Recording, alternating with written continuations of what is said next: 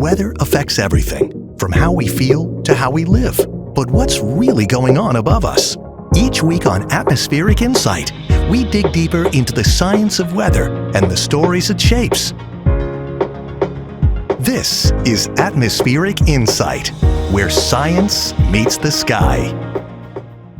Welcome back to another episode. It is a pleasure to have you. I'm meteorologist Adam Epstein. I'm meteorologist Riley O'Connor. Okay, it's a new week, and we've got a new weather pattern. Finally, it's feeling like winter here in California and the West. Yeah, definitely some rain, some snow. I think people are happy who likes the wintry weather. I mean, if you're a skier or snowboarder, you are elated. But if you're just a resident of California, you should also be pretty happy because this is good for our reservoirs and the frozen reservoir, the Sierra Snowpack. That's about a third of the water that we use in the summertime. Yeah. Good to have that. Also good for fire prevention. It staves off the fire season a bit longer as that snow gradually melts. Yeah. So I saw something interesting yesterday, Riley. It was this graphic about the coldest and warmest winters that we've seen, not just locally, but throughout the United States. So I wanted to talk about that in Atmospheric Impact, our first segment here.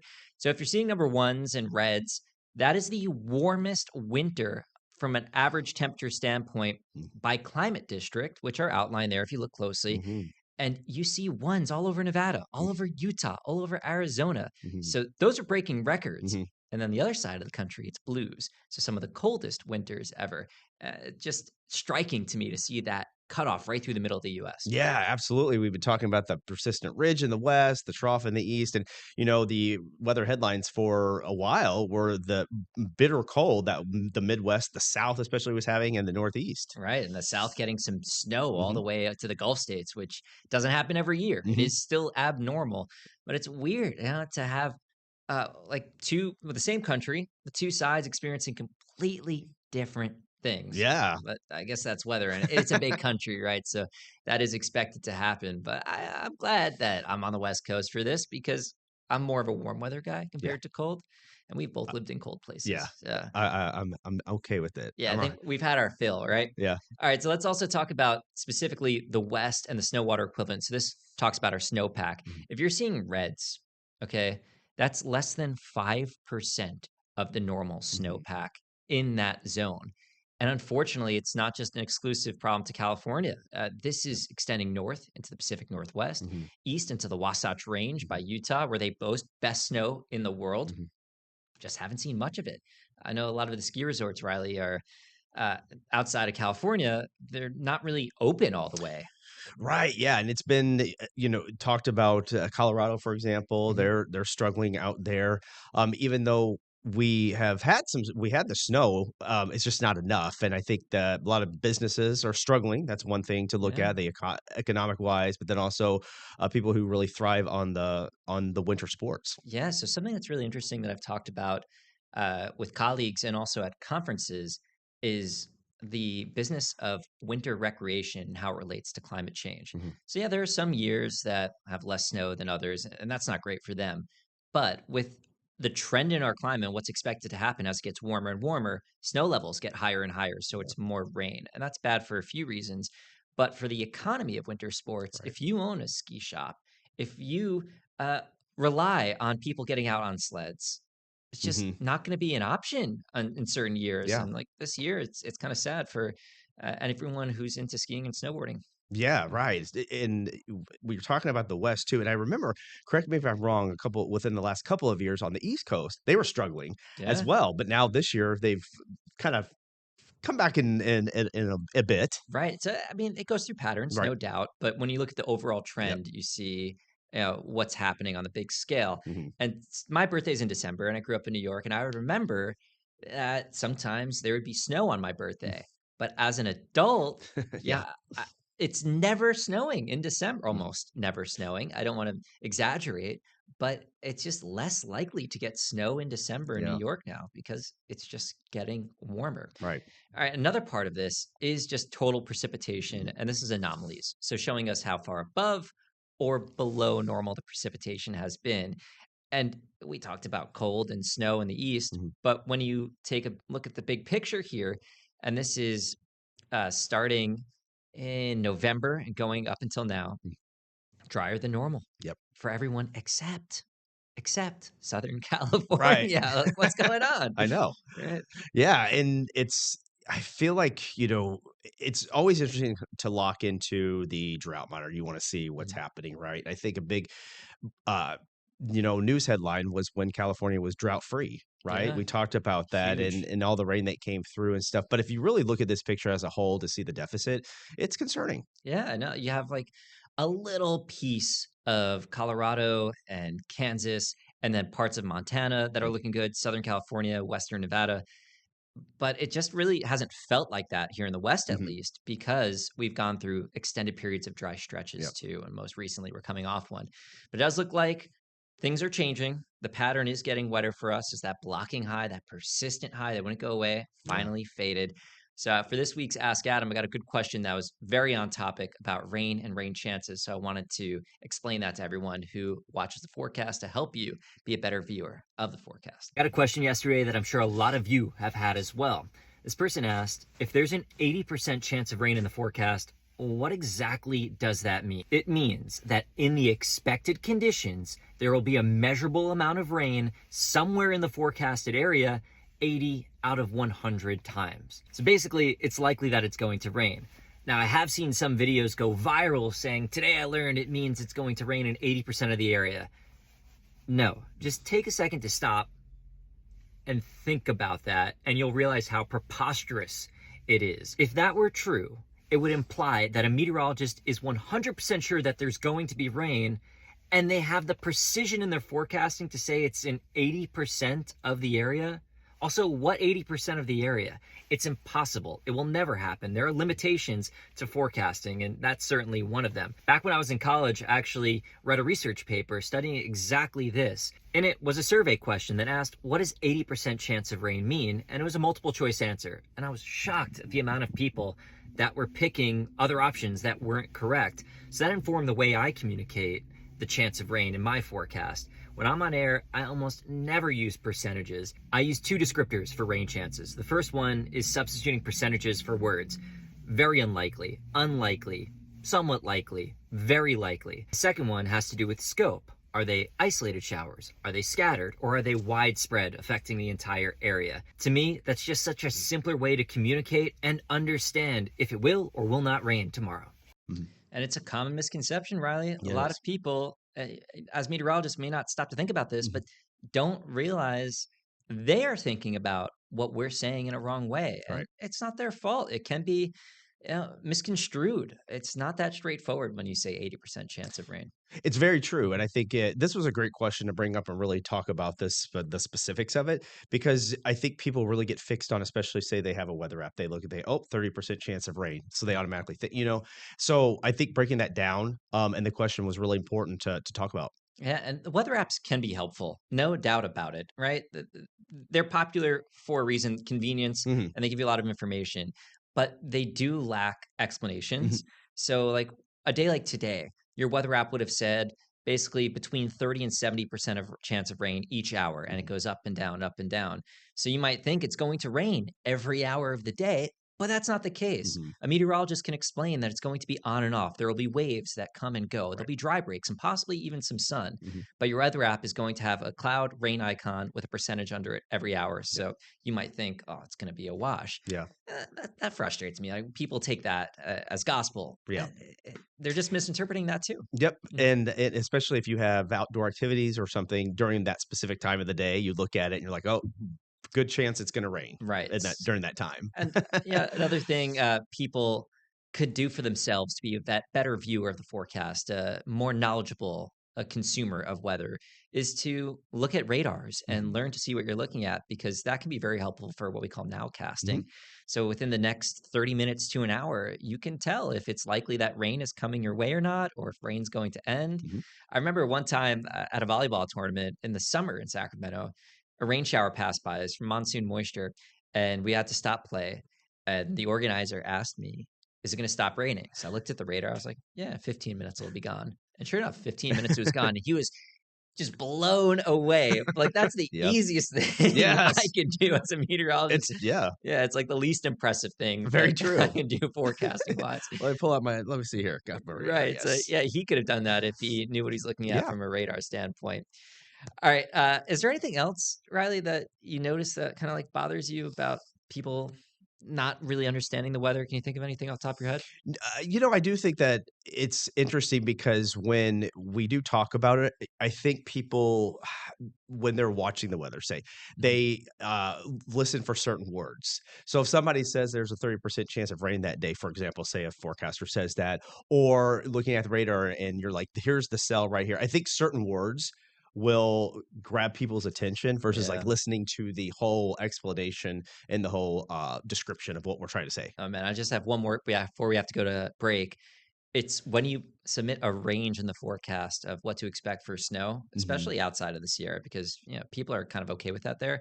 But like for instance, in Maine, if I would write 4 to 8 inches of snow, people would say 8 inches of snow is coming. It's going to be 8 inches of snow. You disregard the rest of the range. It could be four, it could be five, it could Right. be six. That's So just look at that top number, yep. right? Yep. All right, we're gonna be right back in 2 minutes. Stick with us.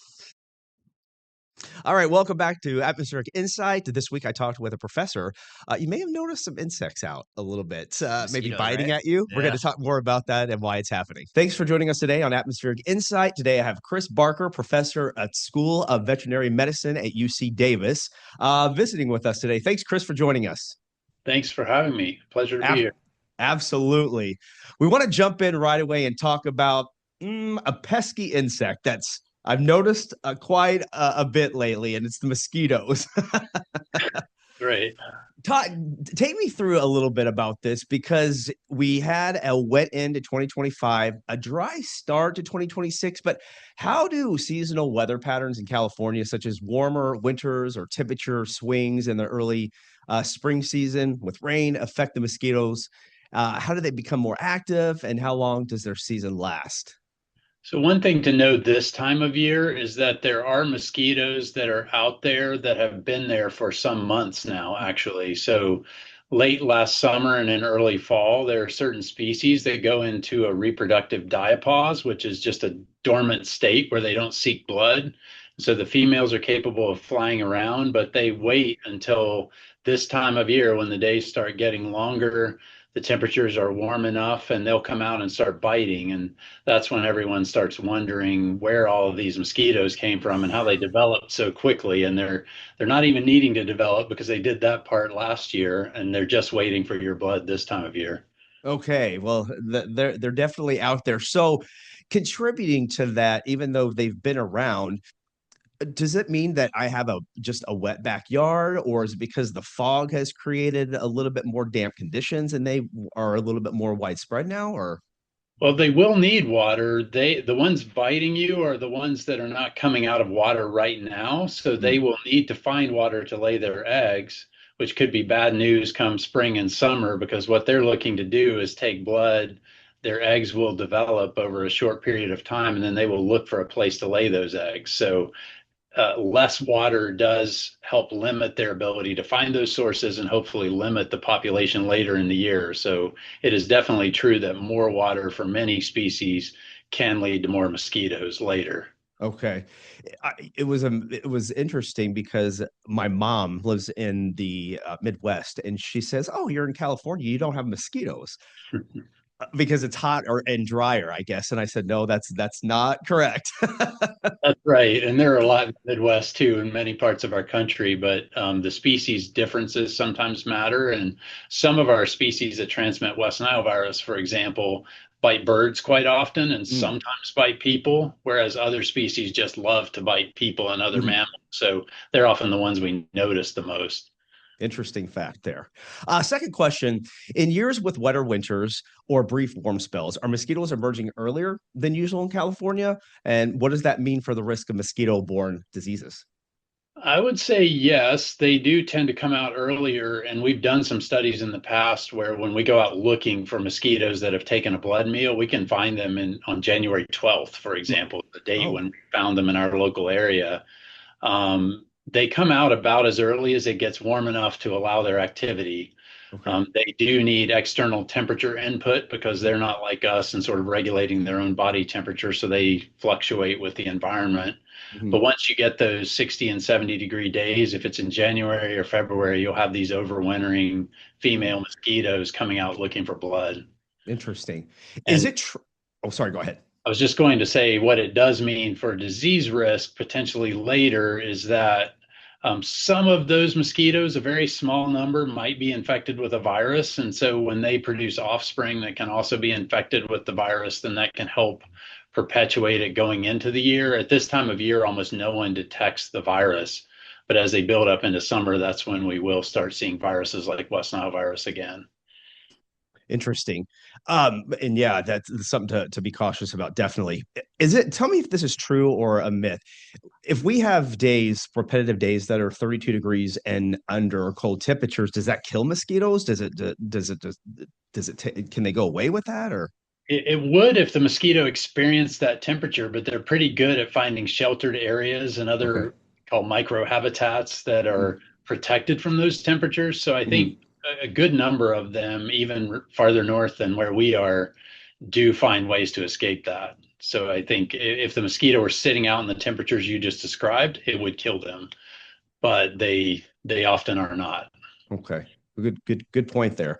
One last question, and this is just for the viewers who are watching. How can people protect themselves from mosquitoes while they are outside or even inside? Say they leave the door open, they find mosquitoes in their house. What can they do?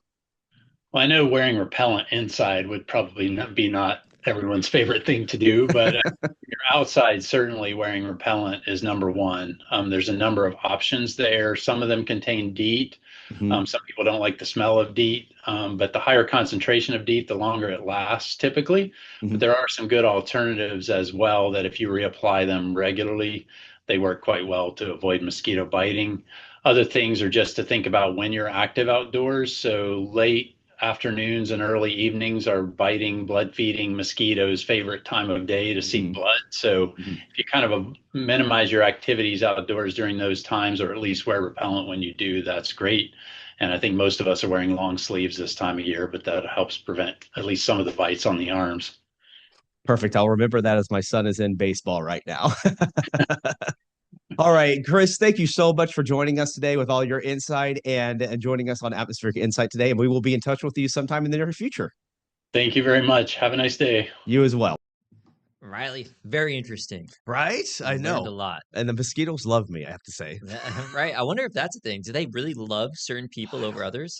That should have been a question Yeah. I should have asked, We'll but find out next time. yeah, But man, I wish those little vampires were dumb enough to stay outside in the cold and just die. right. But smart enough to Smart. find shelter. All right, we'll be right back in 2 minutes. Welcome back to Atmospheric Insight. Riley, how often do you go for blowouts? Every week, can't you tell? Beautiful hair, right? Can't be done at home. You need a professional for that. Right. All right, let's talk about weather and another impact it has on the beauty industry from forecaster Jean-Pierre Melzer. With our rainy season upon us, weather goes beyond travel plans and your commute.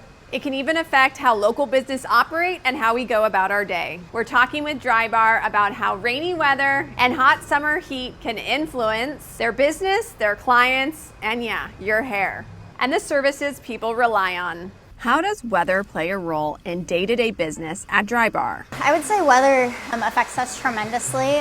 A lot of the reason why people get their hair done in the first place is because it's a challenge to them. Having any type of humidity or moisture in the air of the weather really affects how your hair works. It's a little bit harder to manage frizz with doing your own hair. So we actually recommend you come in more when it's bad weather outside. Having a professional do it helps it last the longest. On rainy days, do you notice a change in bookings or services clients ask for? Bookings stay about the same. Our services a little bit differ. We do offer add-on treatments like more moisturizing treatments and things like that that help prolong the blowout. We definitely see an increase in asking of those with our services on kind of like dreary, yucky days. Those definitely help prolong the blowouts a lot.